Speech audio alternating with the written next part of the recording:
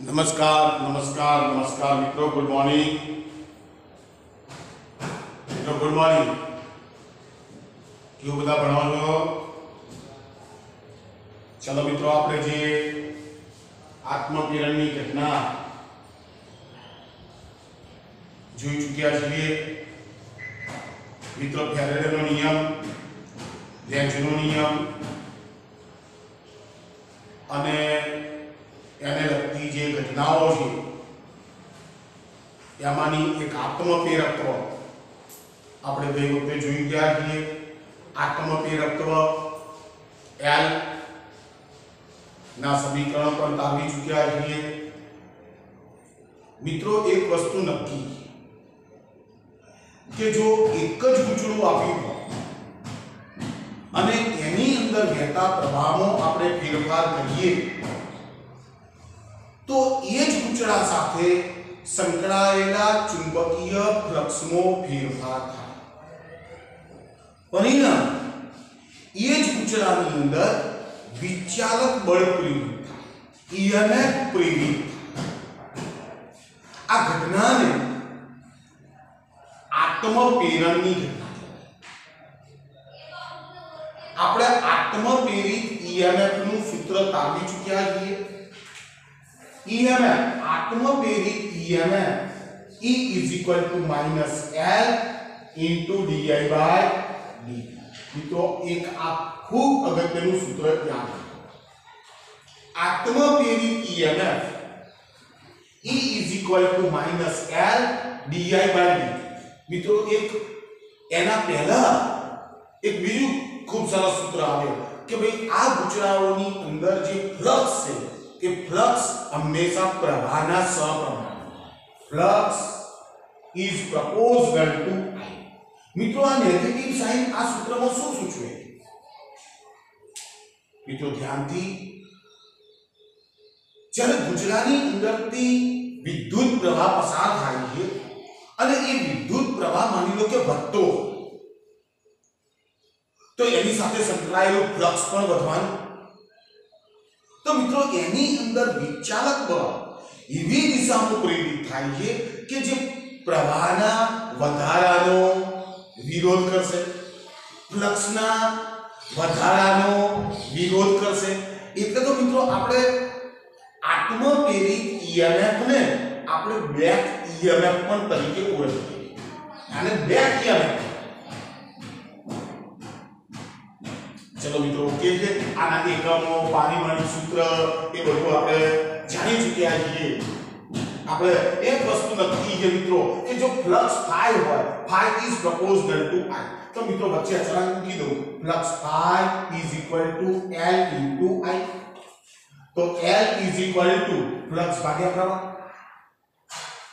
તો મિત્રો, એક ખૂબ અગત્યનો કોન્સેપ્ટ આપું છું કે મિત્રો, જ્યારે પણ તમારે આત્મપ્રેરકત્વ ગણવું હોય કે પ્રેરકત્વ ગણવું હોય તો મિત્રો એના માટે ફ્લક્સને પ્રવાહ લેવાનો।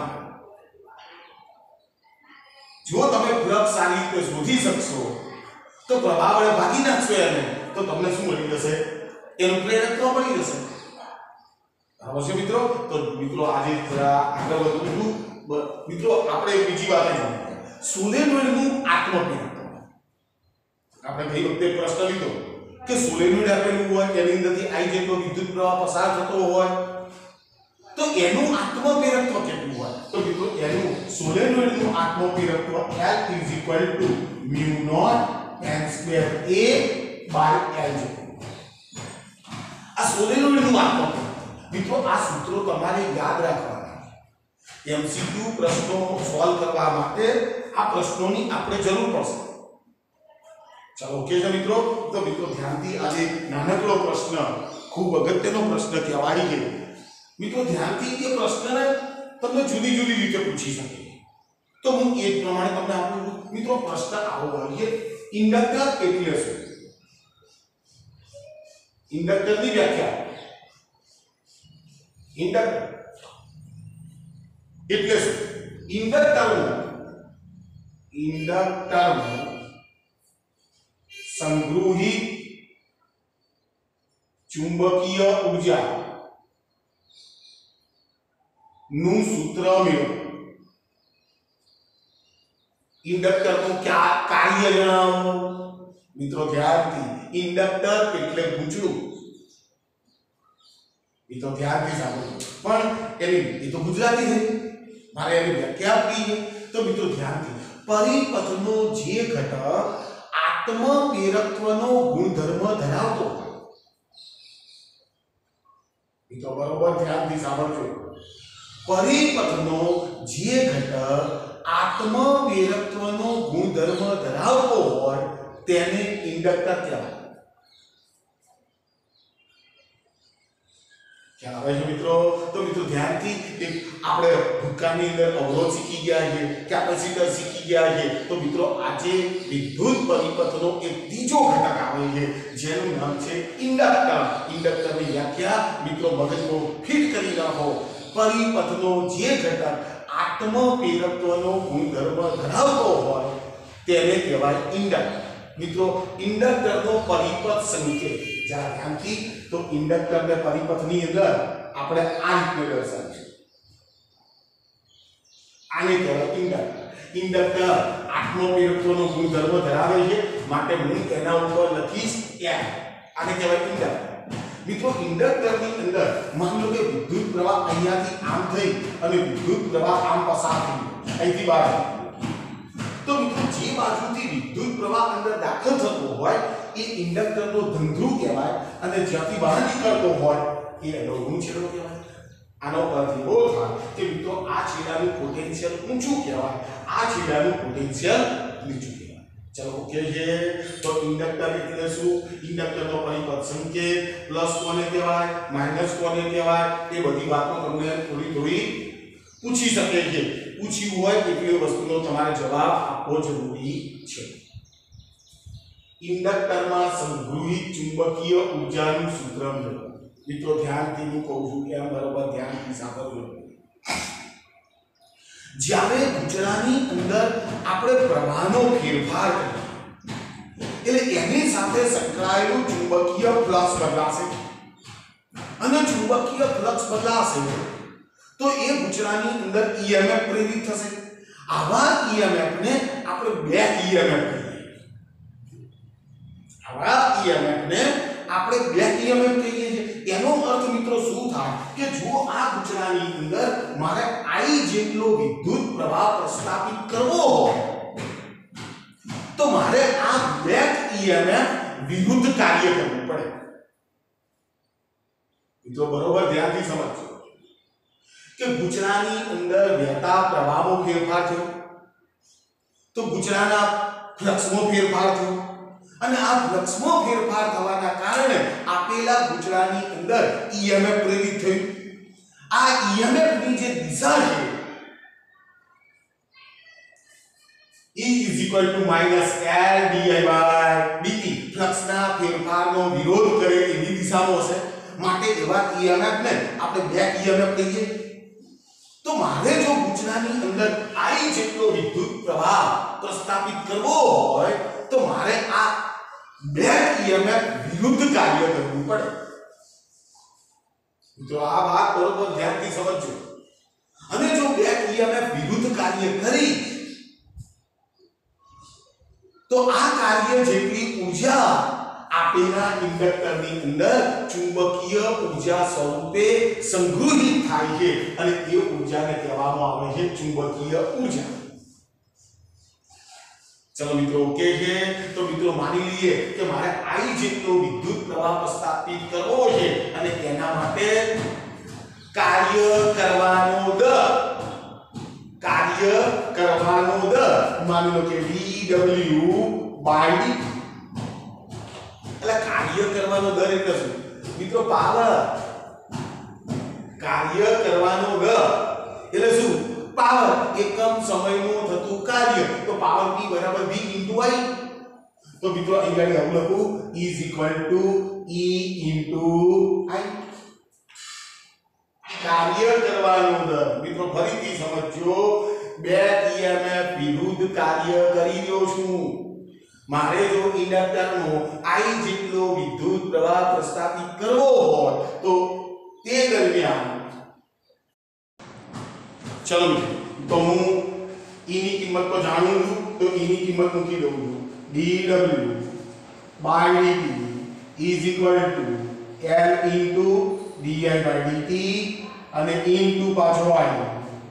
ચલો dt dt ઉડી ગયો, તો therefore dw is equal to I into di. આને સમીકરણ નંબર 1 આપી દઉં છું. જો મિત્રો di જેટલો પ્રવાહ પ્રસ્થાપિત કરવા માટે કરવું પડતું કાર્ય સૂક્ષ્મ હશે. મારે કેટલો પ્રવાહ પ્રસ્થાપિત કરવો છે I.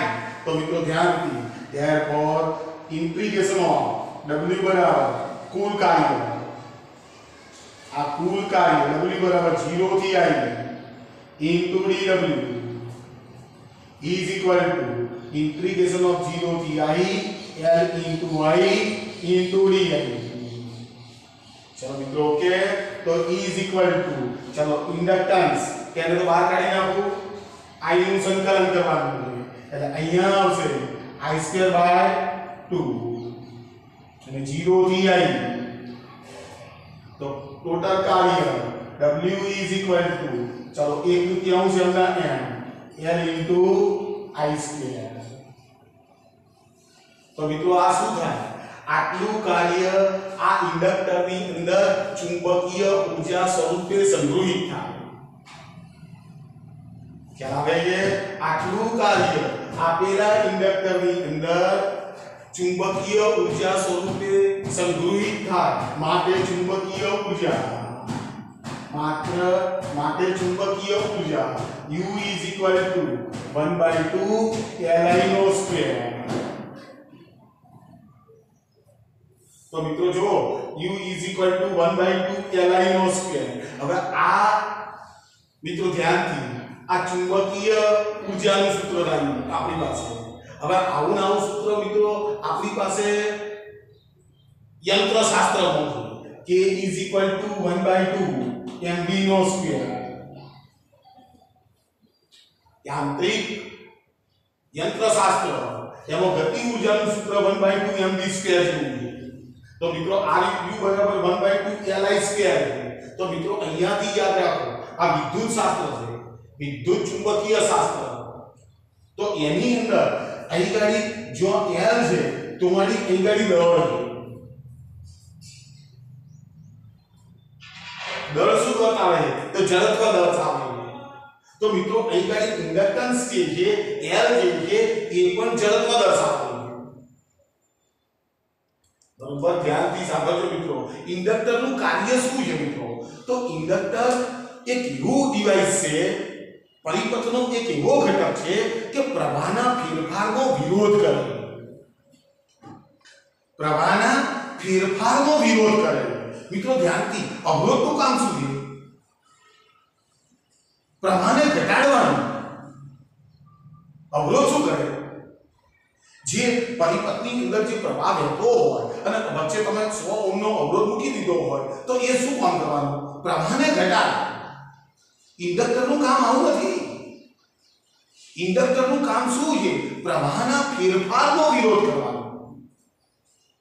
મિત્રો ખાસ ધ્યાન રાખજો, જે આદર્શ ઇન્ડક્ટર છે, આદર્શ આ ગુચડો છે મિત્રો, મૂતો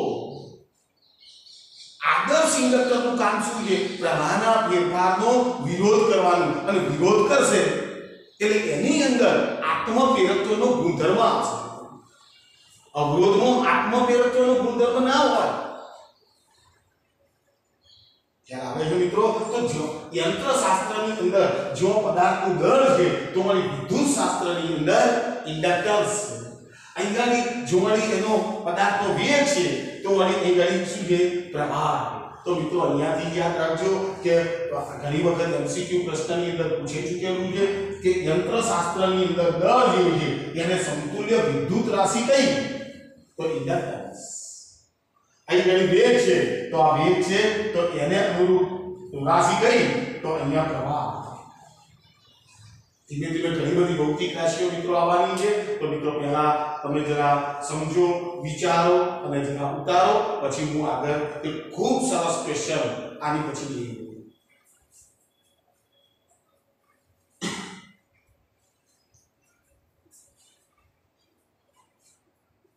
चलो ओके है।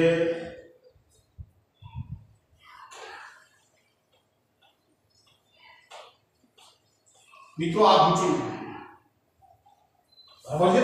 હવે મિત્રો જો એક આ બધી વાતો નીકળી છે એટલે સારો પ્રશ્ન 3 ગુણની અંદર પૂછાયો, દાખલામાં પણ પૂછી શકે, થિયરીમાં પણ પૂછી શકે। હવે મિત્રો ધ્યાન, મારી પાસે સોલેનોઇડ મિત્રો ધ્યાનથી, અને મને લાગે છે તો આપણા પાઠ્યપુસ્તકની અંદર આપણને કોઈ ઉદાહરણની અંદર એ વસ્તુ છાપેલી છે।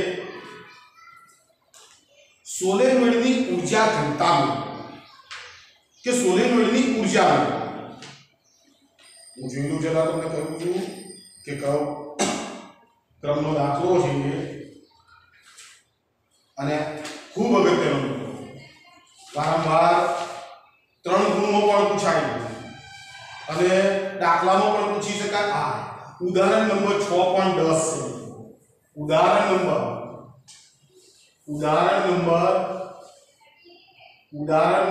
6.10 જો મને આમાં શું કહેવામાં આવ્યું છે, ચુંબકીય ક્ષેત્ર B, ક્ષેત્રફળ A અને સોલેનોઇડની લંબાઈ R ના પદમાં સોલેનોઇડમાં સંગ્રહિત ચુંબકીય ઊર્જાનું સૂત્ર મેળવો। ચુંબકીય ઊર્જા એટલે આ U, આ ચુંબકીય ઊર્જાને કેપેસિટરમાં સંગ્રહિત સ્થિત વિદ્યુત ઊર્જા સાથે કેવી રીતે સરખાવી શકાય। તો મિત્રો ધ્યાનથી, હવે મારે આ ઇન્ડક્ટર પૂછવું હતું, હવે મારે સોલેનોઇડ લેવાનું છે, મારે હવે સોલેનોઇડ લેવાનું। હવે સોલેનોઇડના આડછેદનું ક્ષેત્રફળ મને a જેટલું આપેલું છે, એની અંદર આંટાની સંખ્યા n જેટલી આપેલી છે, એની લંબાઈ સ્મોલ l જેટલી આપેલી છે। તો મિત્રો સોલેનોઇડનું ઇન્ડક્ટન્સ કેટલું હોય r। તો મિત્રો ધ્યાનથી, મારે સોલેનોઇડની ઊર્જા આપેલી છે, તો સોલેનોઇડની ચુંબકીય ઊર્જા, તો ઊર્જાનું સૂત્ર મિત્રો 1/2 Li²। સોલેનોઇડ મૂળ તો શું છે, one type of inductor, A inductor જ છે, તો એની ઊર્જા કેટલી હશે, U = 1/2 Li²।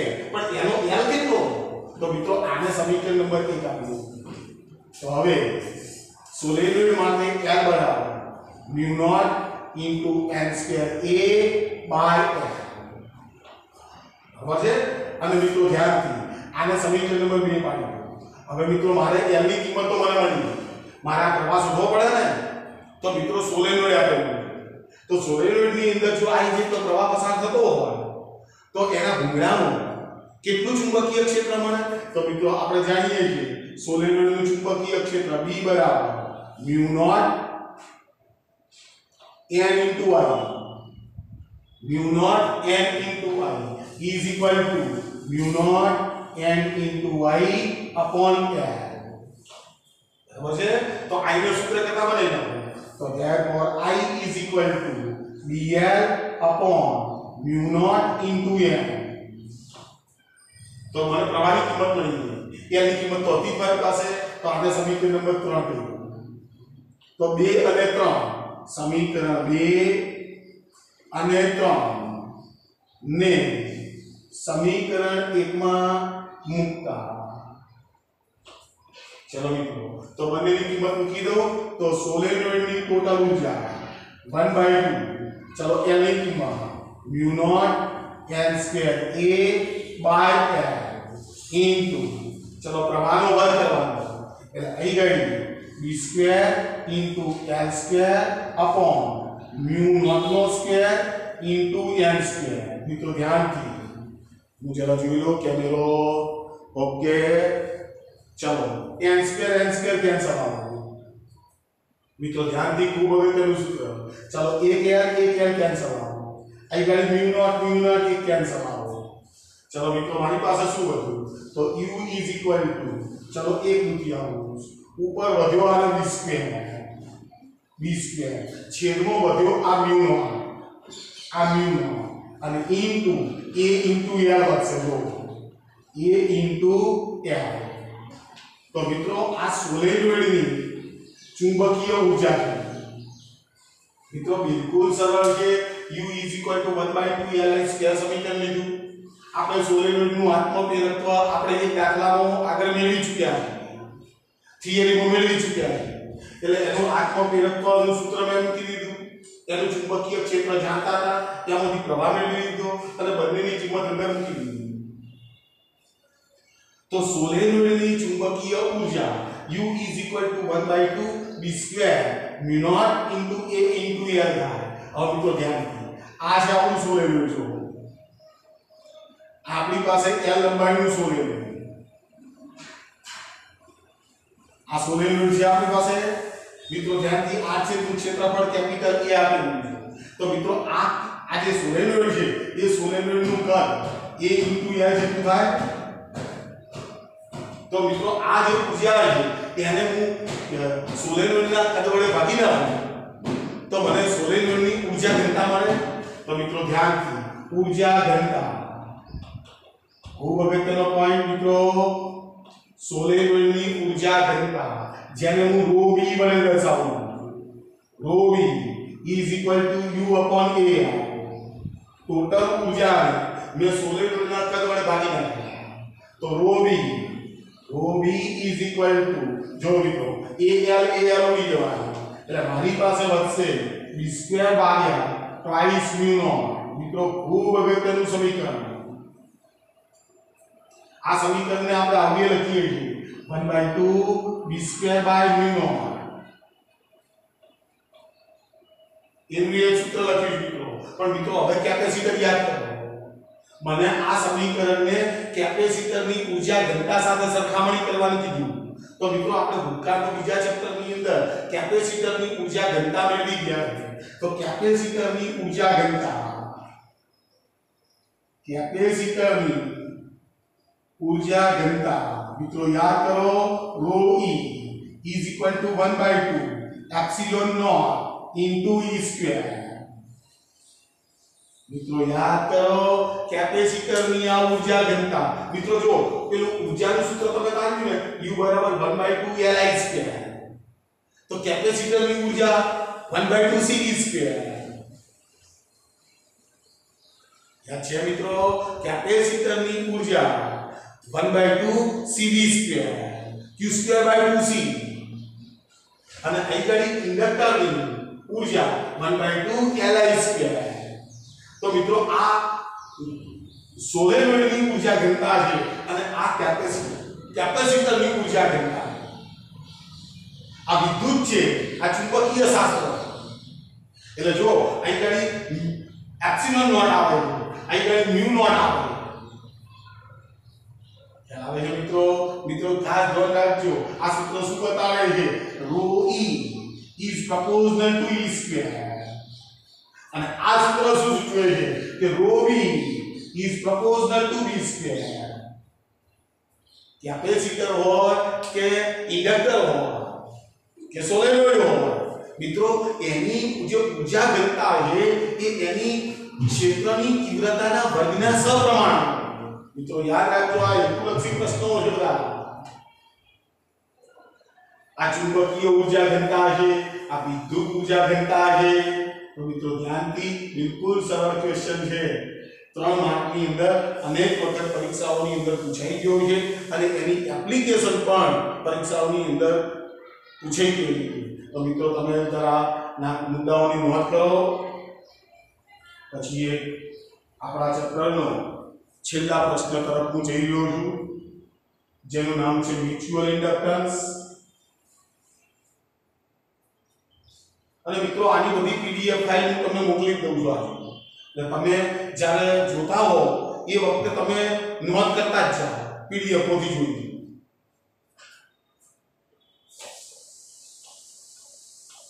ચલો મિત્રો, આ ચેપ્ટરનો છેલ્લો મુદ્દો કહું છું. આ ચેપ્ટરનો છેલ્લો મુદ્દો, જેનું નામ છે અન્યોન્ય પ્રેરણ, મ્યુચ્યુઅલ ઇન્ડક્ટન્સ. અન્યોન્ય પ્રેરણની ઘટના. અન્યોન્ય પ્રેરણ મિત્રો અત્યાર સુધી શું ભણ્યા? આત્મપ્રેરણ. એક જ પૂછ્યું એમાં પ્રવાહમાં ફેરફાર એટલે ફ્લક્સમાં ફેરફાર થાય. ફ્લક્સમાં ફેરફાર થાય એટલે એ જ ગૂંચળામાં વિચારક બળ પ્રેરિત થાય. અન્યોન્ય પ્રેરણમાં શું હોય? બે ગૂંચળાઓનું તંત્ર. એક ગૂંચળું અહીંયા છે, બીજું ગૂંચળું અહીંયા. બરાબર છે? હવે એ ગૂંચળાની અંદર હું વિદ્યુત પ્રવાહ પસાર કરું તો એનું જે ચુંબકીય ફ્લક્સ છે એ નજીક રાખેલા ગૂંચળાની અંદર પણ સંકળાવાનું. હવે હું શું કરું? પહેલા ગૂંચળાની અંદર જે પ્રવાહ મેં પસાર કર્યો હતો એ વિદ્યુત પ્રવાહ પસાર કરેલો એમાં હું વધઘટ કર્યો, ફેરફાર કર્યો. તો નજીક રાખેલું જે ગૂંચળું છે એની અંદર પણ ફ્લક્સનો ફેરફાર થશે અને એમાં ફ્લક્સનો ફેરફાર થવાના કારણે એની અંદર વિચારક બળ પ્રેરિત થશે. તો એ ઘટનાને અન્યોન્ય પ્રેરણા. ખ્યાલ આવે છે મિત્રો? તો એવી ઘટનાને આપણી પાઠ્યપુસ્તકે આપણને સોલેનોઇડના ઉદાહરણની મદદથી એ વસ્તુની સમજૂતી આપી. તો મિત્રો ધ્યાન માનો કે મારી પાસે એક મોટું સોલેનોઇડ છે.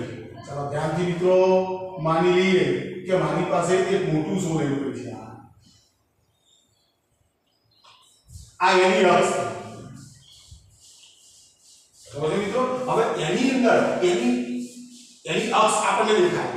હવે આની અંદર એક મિત્રો નાનું સોલેનોઇડ મૂકવું છે પણ બંનેની અક્ષો સેમ છે. ધ્યાન હું આની અંદર એક બીજું મેં કલર બદલ્યો હોત તો સારું હતું, તમને વધારે ખ્યાલ આવત. આવું બીજું સોલેનોઇડ છે. એટલે મિત્રો આ તો એવી વાત થઈ કે એક મોટું સોલેનોઇડ છે અને એક નાનું સોલેનોઇડ અંદર મૂકેલું છે. બંનેની અક્ષો સેમ. બંનેની અક્ષો સેમ. ચલો મિત્રો ધ્યાન. તો હવે મિત્રો જો બે ગૂંચળાઓ થયા, એક આ મોટું સોલેનોઇડ અને એક બીજું નાનું સોલેનોઇડ થયું. તો મિત્રો ધ્યાનથી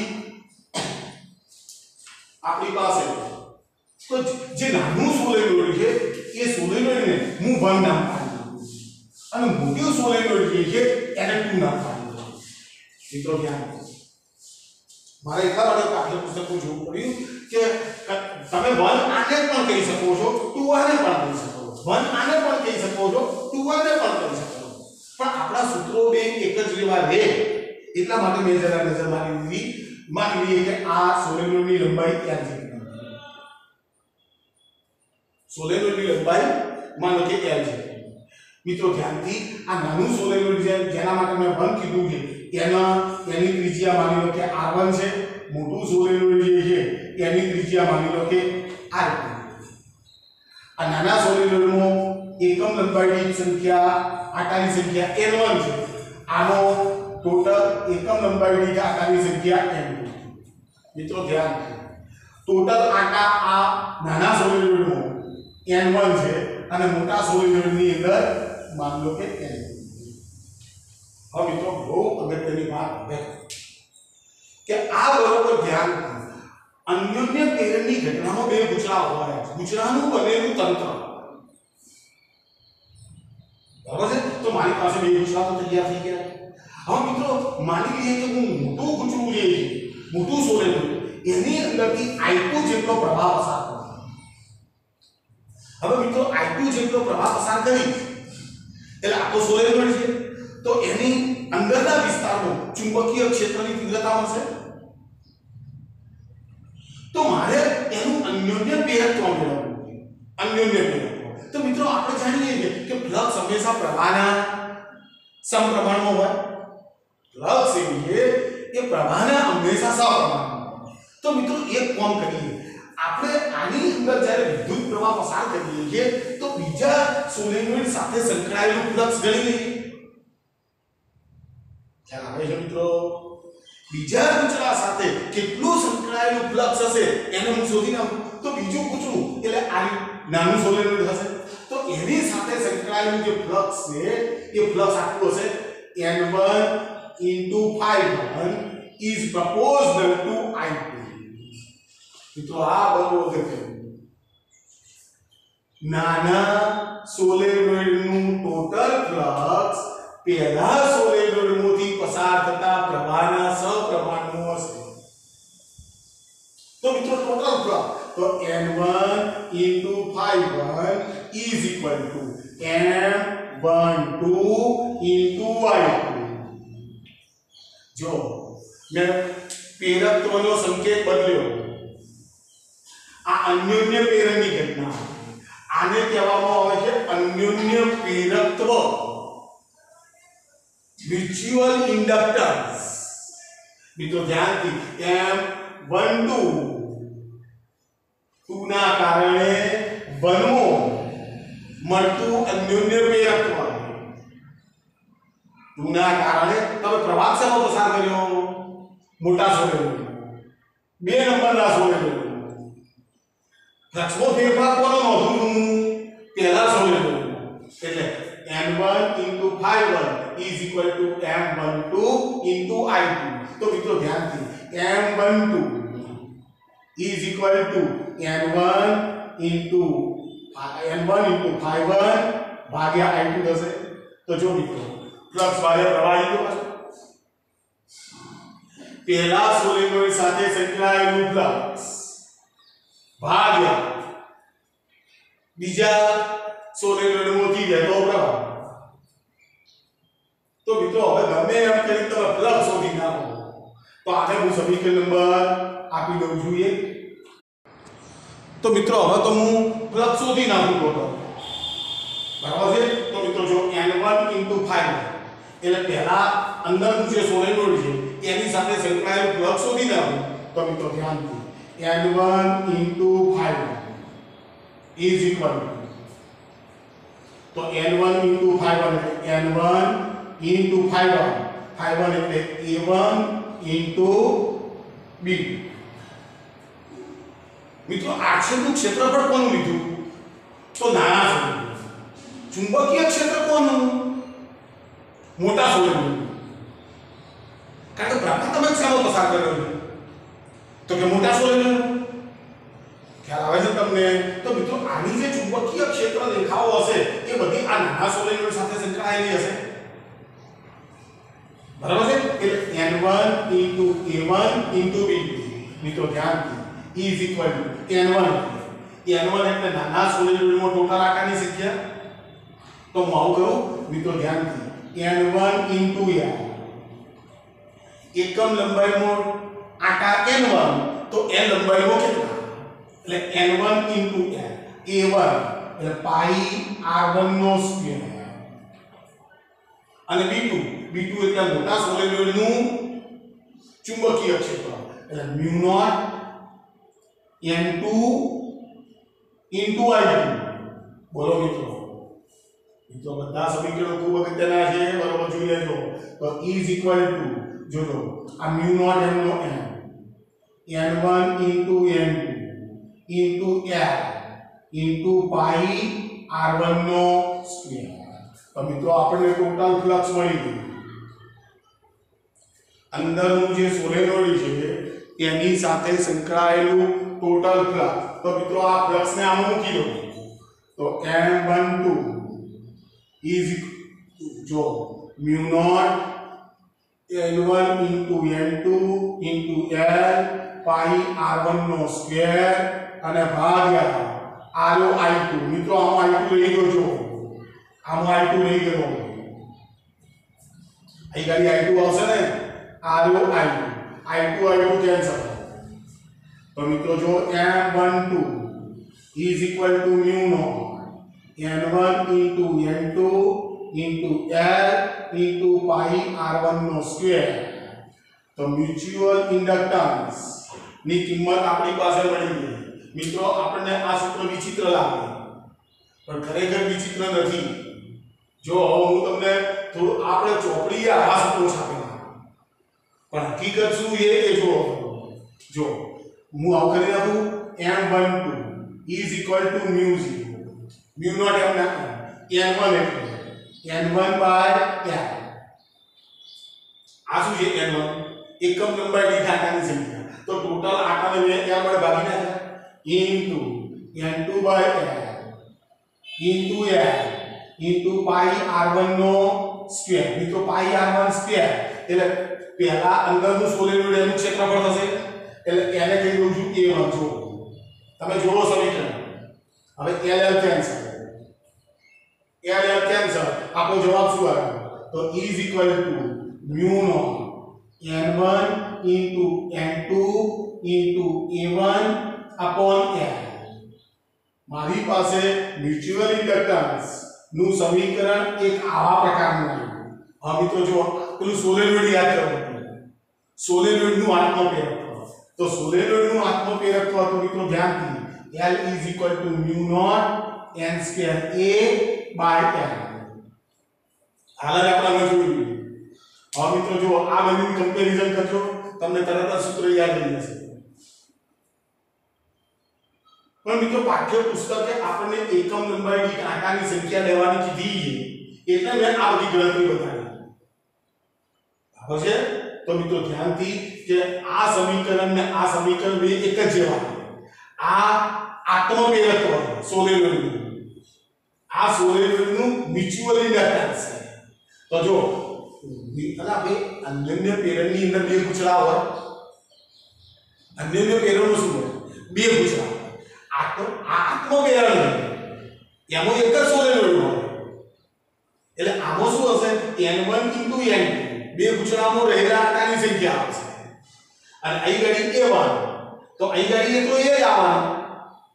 હવે લંબાઈ તો સંકિત છે એટલે કોઈ પ્રશ્ન. તો મિત્રો આની કમ્પેરીઝન કરવાથી તમને સૂત્રો ઝડપથી યાદ રહેશે. હવે મિત્રો માની લો કે આનાથી ઊંધું વિચારો, આનાથી ઊંધું વિચારો. તો મિત્રો શું થાય? માનો કે આનો પ્રવાહ પસાર કરો, પ્રવાહ તમે આનો પસાર કરો. તો મિત્રો ધ્યાનથી એક વસ્તુ નક્કી કે મોટા ભૂંગળા નાના ભૂંગળાનું તમામ પાણી છે ને એ મોટા ભૂંગળામાંથી જતું. નાના ભૂંગળાનું પાણી જે છે એ મોટા ભૂંગળામાં તો સર્વત્ર જતું રહેવાનું, પણ મોટા ભૂંગળાનું તમામ પાણી નાના ભૂંગળામાંથી પસાર ના થાય. એટલે હું શું કહેવા માંગુ છું કે મિત્રો આ મોટું સોલેનોઇડ જે છે ને એનું અંદર ચુંબકીય ક્ષેત્ર હશે અક્ષને સમાંતર સર્વત્ર સમાન. લઈએ જ આપણે મ્યુ કેટલું લઈએ છે? Mu naught n into i જેટલું. એ બધા અંદર સરખું જ હોય. પણ મિત્રો ધ્યાનથી સોલેનોઇડ તો નામ આપણે તો ફ્લક્સ શોધવાનું છે મિત્રો. તો એની જે ચુંબકીય ક્ષેત્ર રેખાઓ હશે અંદર, આમ જો આ બધી ચુંબકીય ક્ષેત્ર રેખાઓ હશે અક્ષને સમાન, તો શું એ નાના સોલેનોઇડમાંથી બધી પસાર થાય? જવાબ છે ના. એટલે તો અહીંયા ક્ષેત્રફળ આવે છે એ વાંચો.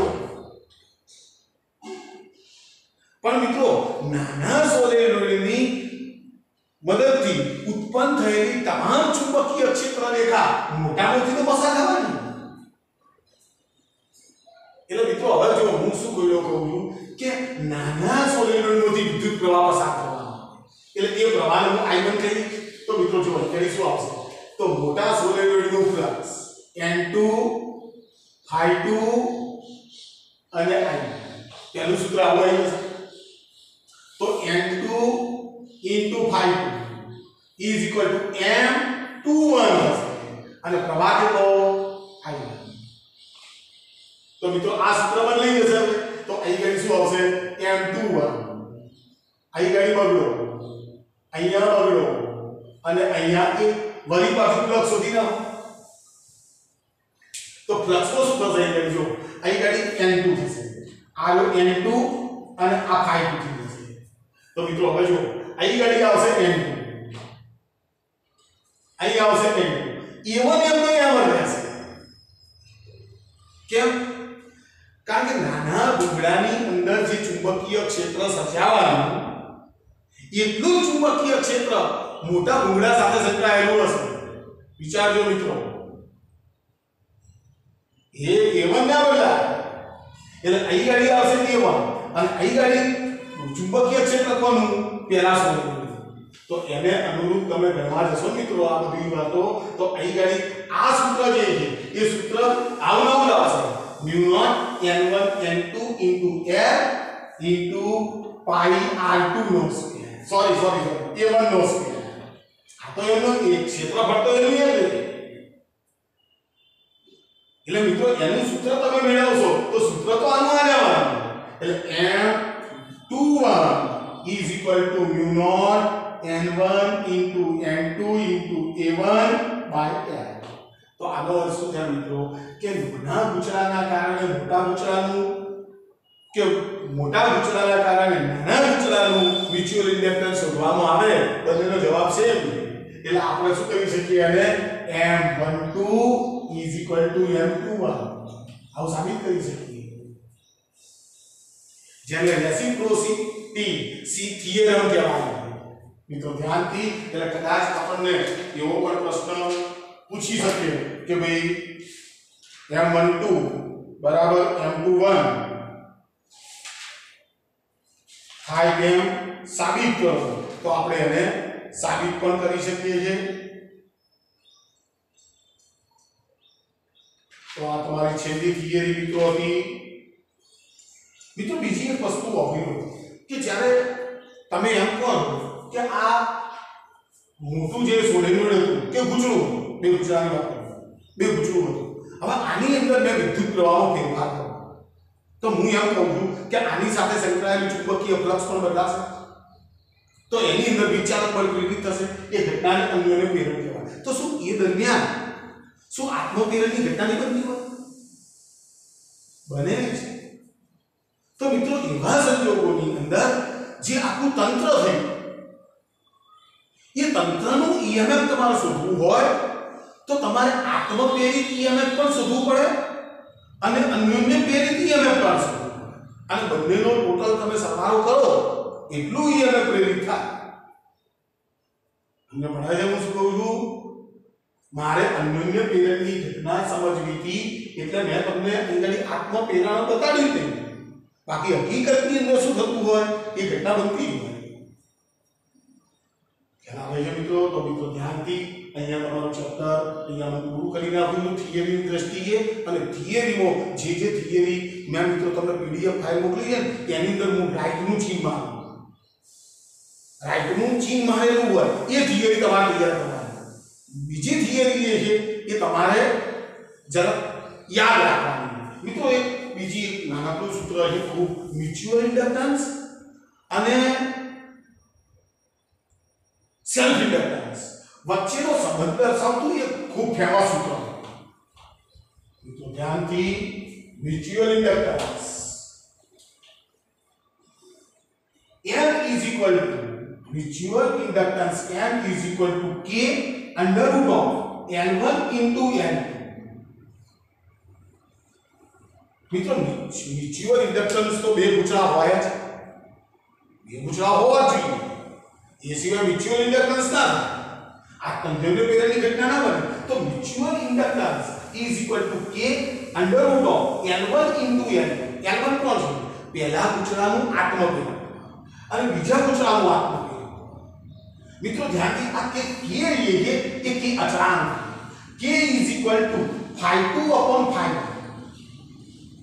બીજાનું ફ્લક્સ બીજા ગૂંચળાનું ફ્લક્સ ભાગ્યા પહેલા ગૂંચળા સાથે સંકળાયેલું ફ્લક્સ. એટલે મિત્રો માની લો કે બે ગૂંચળા એકબીજાની બિલકુલ નજીક રાખેલા હોય તો બંને સાથે સંકળાયેલું ફ્લક્સ લગભગ સરખું હશે. તો એવા સંજોગોની અંદર તમે k ની કિંમત 1 લઈ શકો. તો આ સમીકરણ આવું થઈ જાય F is equal to under root of L1 into L2. મિત્રો એક આ સૂત્ર તૈયાર રાખજો. બીજું મિત્રો હવે ઇન્ડક્ટરની વાતો નીકળી. એટલે ઇન્ડક્ટરની અંદર એના શ્રેણી સમાંતર જોડાણ આવશે. તો મિત્રો એના સૂત્રો તૈયાર કરવાના. તો મિત્રો માની લો કે મારી પાસે એક ઇન્ડક્ટર છે, આ એક ઇન્ડક્ટર છે, આ બીજું ઇન્ડક્ટર છે. બરાબર છે? તો આ એક L1 ઇન્ડક્ટન્સ ધરાવે છે, આનું ઇન્ડક્ટન્સ L2 છે. બંને ઇન્ડક્ટરો શ્રેણી જોડાણો છે. તો મિત્રો આવા સંજોગોની અંદર શ્રેણી જોડાણ એનું સમતુલ્ય inductance L is equal to L1 plus L2. અવરોધ છે, અવરોધમાં R બરાબર R1 plus R2 આવે એમ કરીએ છીએ. તો જો ઇન્ડક્ટરો શ્રેણી જોડાણ તો એનું ટોટલ ઇન્ડક્ટન્સ સમતુલ્ય ઇન્ડક્ટન્સ જે છે L is equal to L1 plus L2 સૂત્ર અનુસાર અને એક પ્રમાણે સમાંતર જોડાણ. મિત્રો આ સૂત્રો લખજો તમે. સમાંતર જોડાણ તો 1 upon L is equal to 1 upon L1 plus 1 upon L2 and so તો બે ઇન્ડક્ટરો આપ્યા હોય L બરાબર L1 L2 ભાગ્યા L1 plus L2. ચલો મિત્રો ઓકે છે. તો ઘણું બધું મિત્રો આ લેક્ચરમાં મેં આપ્યું છે. તમે પણ સાથે સાથે સમજો, વિચારો. મિત્રો એક વસ્તુ નક્કી, ઇન્ડક્ટન્સ શોધવું હોય ને ફ્લક્સ શોધતા શીખવું. ફ્લક્સ ભાગ્યા પ્રવાહ એટલે ઇન્ડક્ટન્સ. ખ્યાલ આવે છે? તો મિત્રો બરોબર ધ્યાનથી મુદ્દાઓની નોંધ કરો અને હું જે પીડીએફ ફાઇલ મોકલું એ પીડીએફ ફાઇલમાં જોઈ અને તમે એને વ્યવસ્થિત રીતે તૈયાર કરજો મિત્રો. Okay, thank you.